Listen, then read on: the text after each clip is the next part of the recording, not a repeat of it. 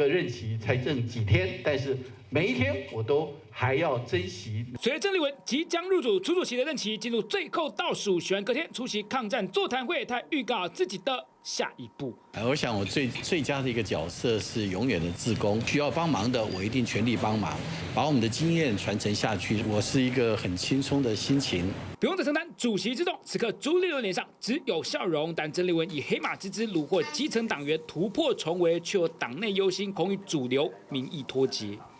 例如，战斗篮球在抗战发言写下，这届党主席只要稳住当前局势就好，平稳过渡到2026、2028，千万不要出花样、扯后腿。如果党中央跟地方立院党团各行其事，道不同，不相为谋，你玩你的，我玩我的。国民党当务之急是要让党意靠近民意，不可距离主流意见太远，要非常努力加大改革力道，消除降低亲中力量，否则会认不出党中央。中央党部将成为党主席一个人的武林，不免令人联想到洪秀柱时期与党团成员在中常会上演的多头马车。我觉得不宜的。如果都要法庭相见的话，从去年换柱我就可以法庭相见啦。迎接这位非典型主席的出现，蓝营民代忧心历史重演，但也有人认为要再多给他一点时间。这我想新任党主席出来之后，大概会混乱一阵子嘛，这是难免的。那么是不是表示说郑丽文当选之后就一定大家都不会参与，或者是消极以对？我倒觉得不一定。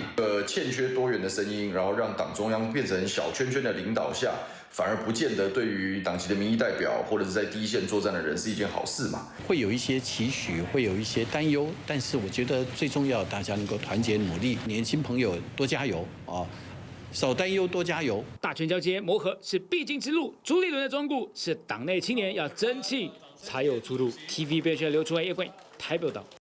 廉价的拿红色标签作为政治斗争的工具。被问到怎么撕开红色标签，国民党主席当选人郑丽文铿锵有力，但没有正面回应。巧合的是，支持郑丽文的国民党前秘书长李乾龙。穿着白色衬衫，开心合影。李乾龙在18号党主席投完票后，就到江苏的昆山汇聚寺拜妈祖，进行两岸交流。这时间点很巧妙。我这次主要是来参加他们这个点灯的仪式，是1个多月以前他们就邀请了，很单纯的一个宗教活动，强调是既有规划，勿联想。尽管党主席选举落幕，绿营继续猛攻中共境外势力介入。有党政人士发现，攻击郝龙斌的海量假账号、AI 假影片多来自中宣部、统战部，预算规模更是议员等级。且北京方面选前有做成支持特定候选人结论，定调4字和轨同拍。条文去规范所谓境外势力针对国内的社团或政党内部的选举。毕竟国安局长先前透露，查查动作一半账号在境外。另外，这贺电发出时间是否因为中共另有想法呢？直到郑丽文当选隔一天，国民党中央19号午间收到大陆国家主席习近平发来贺电，重申9·2共识与反台独，并推进国家统一。郑丽文回应，两岸同为中华民族，促进台海和平。但对比上一次朱立伦当选，这一次国民党没有提供文本。摊开过去，从2015年的朱立伦、洪秀柱到吴敦义，都是当天就收到贺电，直到2020江启臣当选没有收到，但隔年朱立伦再次选上，隔一天习近平发贺电。中共是非常了解过去郑丽文相关的一个立场言论的，这些我相信都是北京所期盼看到的一个路线方向。是否借选，绿营认为轨迹很明显。TVB 新闻崔东群、袁轩台北场报道。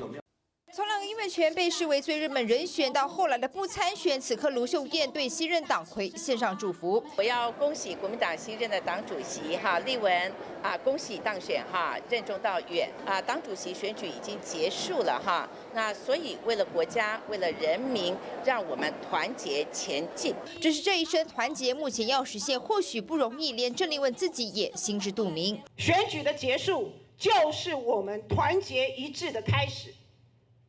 但我们不只要团结国民党，我们还要团结在野，我们甚至更要团结全台湾。毕竟郑丽文被视为亲中派，再加上这一次选举党内厮杀激烈，尤其台北市党部代理主委戴锡钦在郑丽文当选后随即请辞，遭解读开第一枪。我们也会希望说郑丽文能够快速的去修复跟其他阵营之间的关系，也应该赶快去拜访我们的一些县市长的候选人。但郑丽文的压力之一，有没有可能在立法院？郑丽文脸书抛出当选感言，至今只有徐小新一位立委去留言祝贺。国民党团总召傅崑萁虽然发文恭贺，但特别强调国会沟通无空窗期，每个立委都有高度自主性，还点名过去4年跟朱立伦党主席沟通无碍。主席如何跟社会对话当中，可以不要让大家完全只是往这方面去，然后让我们的标签被粘得更紧。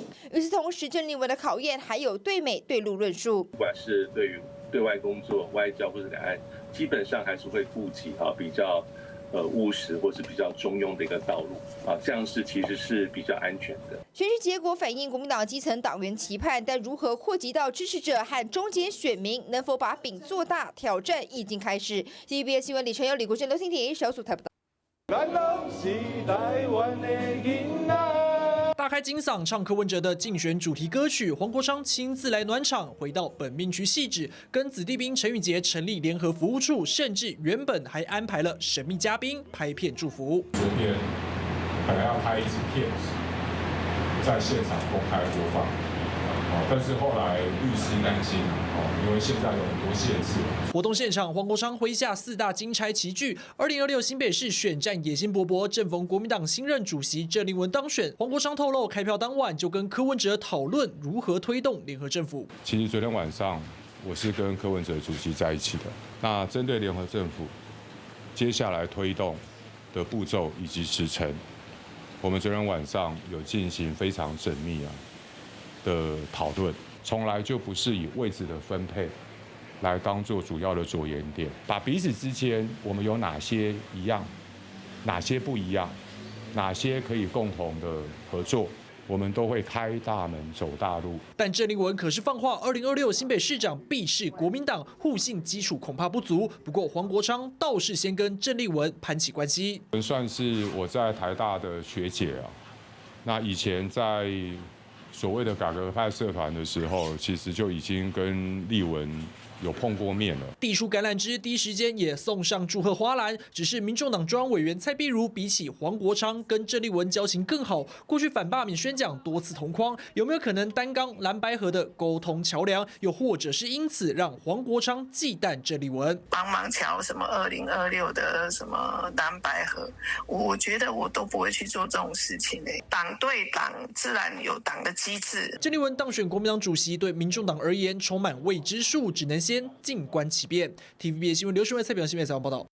我怕到时候投降的第一个是你，第二个是蔡英文国民党主席投票前4年前这段质询又被翻出。当时还要拜托我给你助选，还要拉着你的手喊动算，我真觉丢脸。时任院长的苏贞昌气到跳脚，毕竟郑丽文是民进党学运出身，如今当选国民党主席，网友制作图卡竟然发现台面上的3党党主席，国民党郑丽文、民众党的黄国昌都是绿营出身。中国国民党的党主席从来没有绿营出身的，绿营出身的这个郑丽文，他将来在对抗绿营之间呢，我相信为了生存，他出手会特别的重。